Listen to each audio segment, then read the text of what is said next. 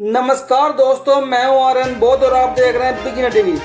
दोस्तों 2024 में iron lady बहन कुमारी मायावती जी कैसे प्रधानमंत्री बनेगी, आज उसका खाका तैयार हो गया है। बहन जी के लिए प्रधानमंत्री बनने के लिए एक नहीं दो नहीं बल्कि पूरे 7 रास्ते तैयार है, जिनके माध्यम से वह 2024 में प्रधानमंत्री बन जाएगी। तो साथियों, इस वीडियो में वह 7 तरीके बताऊंगा जिनके माध्यम से बहन जी प्रधानमंत्री बनेगी। तो वीडियो को शुरू करने से पहले आपसे बात कर लूँ, अगर आपने हमारे चैनल को अभी तक सब्सक्राइब नहीं किया है तो हमारे चैनल को सब्सक्राइब कर लीजिएगा, बराबर में लगी बेल आइकन जरूर दबाइएगा। दोस्तों चलिए वीडियो को शुरू करते हैं और आपको बताते हैं 7 तरीके जिनके माध्यम से बहन जी प्रधानमंत्री बनेगी। साथियों, यह बात तो सबको पता है, दिल्ली का जो रास्ता है वह लखनऊ से होकर गुजरता है। तो जब जिक्र लखनऊ का हुआ है तो लखनऊ में रहती है आयरन लेडी बहन कुमारी मायावती जी, जिन्होंने उत्तर प्रदेश जैसे बड़े राज्य में, जहां पर विधानसभा की 403 सीटें हैं व लोकसभा की 80 सीटें हैं, वहां पर उन्होंने मुख्यमंत्री का 4 बार कार्यभार संभाला है और अच्छी कानून व्यवस्था के साथ उन्होंने देश और विदेशों में अपनी पहचान बनाई है।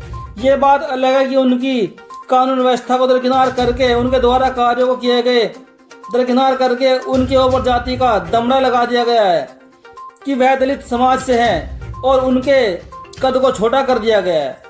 लेकिन सत्य तो यह है कि पूरे भारत में इतनी ताकतवर मुख्यमंत्री कोई भी नहीं हुई है जितनी की बहन कुमारी मायावती जी है।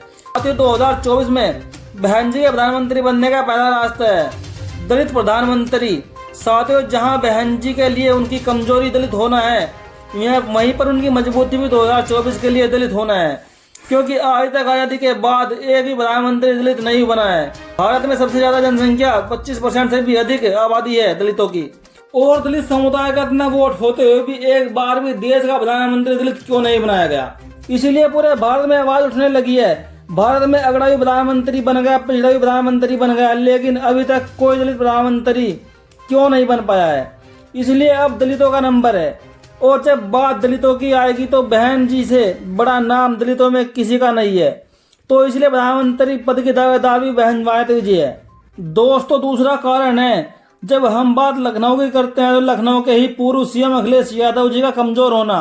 माननीय मुलायम सिंह जी ने तो उनको सत्ता विरासत में दी है, जिसको देखा जाए तो अखिलेश जी आज तक सत्ता को संभाल नहीं पाए और दिन प्रतिदिन उनको हार का सामना करना पड़ रहा है, और गठबंधन पे गठबंधन करने के बावजूद भी उनकी सीटें घटती जा रही हैं, जिससे मुस्लिम वोट अखिलेश यादव से नाराज होकर बहुजन समाज पार्टी की ओर शिफ्ट हो रहा है। अखिलेश यादव की कमजोरी का फायदा बहन मायावती जी को मिल रहा है।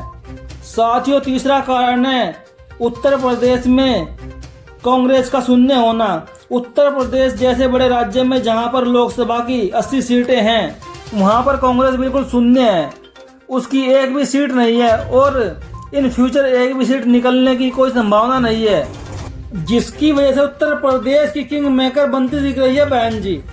और 70 सालों तक कांग्रेस ने इस देश पर राज किया है। इस देश के दलितों, पिछड़ों, शोषितों, वंचितों का वोट लेकर अपना प्रधानमंत्री, अपना मुख्यमंत्री और अपना राष्ट्रपति बनाते आए हैं। तो इस बार कांग्रेस की भी जिम्मेदारी बनती है कि जिन दलितों का 70 सालों से वोट लेकर हर राज्य में अपनी सरकार बनाते आए हैं और भारत में न जाने कितने प्रधानमंत्री बनाए हैं, तो एक बार उनकी जिम्मेदारी बनती है कि जब दलित प्रधानमंत्री की आवाज उठी है तो दलितों के हितैषी अगर कांग्रेस है तो वह तो बहन जी को प्रधानमंत्री बनाने का कार्य करे। साथ ही चौथा कारण है ओम प्रकाश राजभर का लगातार दबाव बनाना, जहां पर विकसित पार्टियों के नेता प्रधानमंत्री तो बनना चाहते हैं, लेकिन किसी भी व्यक्ति का नाम सामने नहीं आ रहा है। वहीं पर ओम प्रकाश राजभर लगातार दबाव बना रहे हैं कि सभी विकसित पार्टियां इकट्ठा होकर के माननीय बहन जी को प्रधानमंत्री बनाने का काम करे, जिसकी वजह से सभी के ऊपर दबाव बनता नजर आ रहा है। सोशल मीडिया व न्यूज चैनलों पर यह खबर लगातार चर्चा में चल रही है। बहन जी का नाम हमेशा सामने आता रहा है कि बहन जी को प्रधानमंत्री बनाया जाए। और साथियों, पांचवा कारण है विपक्षी नेताओं का कमजोर होना। 200 विपक्षी नेताओं में कोई भी ऐसा चेहरा नजर नहीं आ रहा है जो प्रधानमंत्री पद के लिए कार्य कर रहा हो। 2 नाम सामने आते हैं, एक मुख्यमंत्री नीतीश कुमार यादव व दूसरा बंगाल की मुख्यमंत्री ममता बनर्जी का। लेकिन दोनों लोग मुख्यमंत्री पद पर कार्य कर रहे हैं और प्रधानमंत्री बनने के लिए कोई भी ऐसा काम नहीं कर रहे हैं जिससे विपक्षी दल इकट्ठा होकर के उनको सपोर्ट करे और माननीय नीतीश कुमार जी को प्रधानमंत्री बनाया। और अगर माननीय नीतीश कुमार को प्रधानमंत्री बनना था तो तेजस्वी यादव को मुख्यमंत्री बना देना चाहिए था और उसके बाद उनको प्रधानमंत्री पद के लिए कार्य करना चाहिए था और सबको जोड़ने का काम करना चाहिए था, लेकिन उसमें भी वे पीछे ही रह गए। और यही हाल ममता बनर्जी का है। वो भी वर्तमान में मुख्यमंत्री है और अपने राज्य को संभालने में लगी है। वह एक भाषीय मुख्यमंत्री है। इसका मतलब यह है कि उनको सिर्फ बंगाली भाषा का ही ज्ञान है, ऐसा देखने में आता है, क्योंकि उनको कभी भी किसी स्टेज पर किसी और भाषा में स्पीच करते नहीं देखा गया है। इस हिसाब से अगर देखा जाए तो वो भी प्रधानमंत्री बनने की दौड़ में नहीं है। ऐसे में अगर देखा जाए तो बहन कुमारी मायावती जी के सिवा पूरे देश में विपक्ष में कोई ऐसा चेहरा नहीं जिसको प्रधानमंत्री पद का चेहरा बनाया जाए।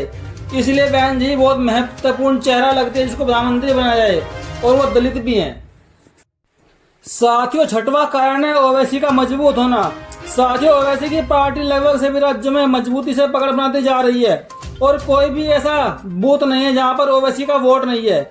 और जब बात बहन मायावती जी को प्रधानमंत्री बनाने की आएगी तो बिना शर्त बहन जी को सपोर्ट कर देंगे, क्योंकि उनको हमेशा बहन जी का समर्थन करते देखा जा चुका है। और साथ ही बात करते हैं सातवें कारण की। भाजपा से लगातार लोगों की नाराजगी बढ़ती जा रही है। दोस्तों, भाजपा जिन मुद्दों को लेकर देश में सत्ता में आई थी उन वादों पर खरी उतरती नहीं दिख रही है और उनसे लोगों में बहुत ज्यादा नाराजगी देखने को मिल रही है। जैसे बेरोजगारी का मुद्दा, महंगाई का मुद्दा, नारी सुरक्षा का मुद्दा, किसानों का मुद्दा, काला धन,